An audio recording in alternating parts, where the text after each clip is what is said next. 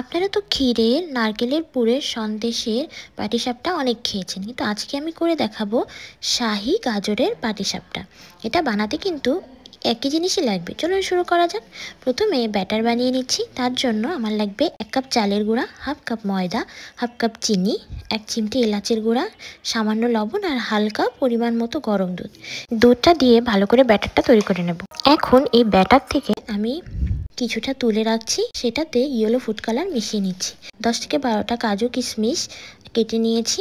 এখন সেইগুলো একটা কড়াইতে 1 চামচ ঘি গরম করে কাজু কিশমিশগুলো ভালো করে ভাজি করে নেব। একটা বাটিতে আলাদা করে তুলে রাখবো। এবার পুর বানিয়ে নেব। 2টা গাজর খোসা ছাড়িয়ে গ্রেট করে নিয়েছি। কড়াইতে 1 চামচ ঘি দিয়ে গাজর কিছুক্ষণ ভেজে নিচ্ছি।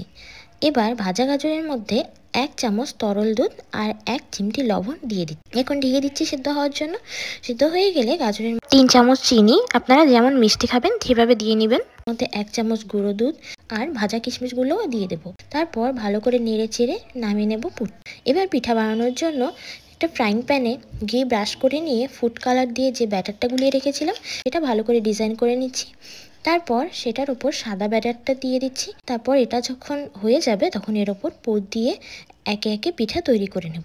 দেখুন আমি 2টা বানিয়ে দেখিয়ে দিয়েছি। এটা খেতে কিন্তু খুব ভালো, বাসায় একবার হলেও ট্রাই করে দেখবেন।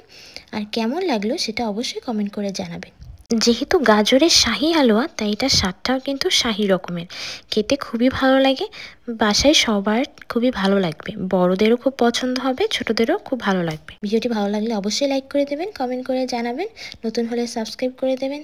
দেখা হবে পরের ভিডিওতে নতুন কোনো রেসিপি নিয়ে। সে পর্যন্ত সবাই ভালো থাকবেন, সুস্থ থাকবেন। Thank you.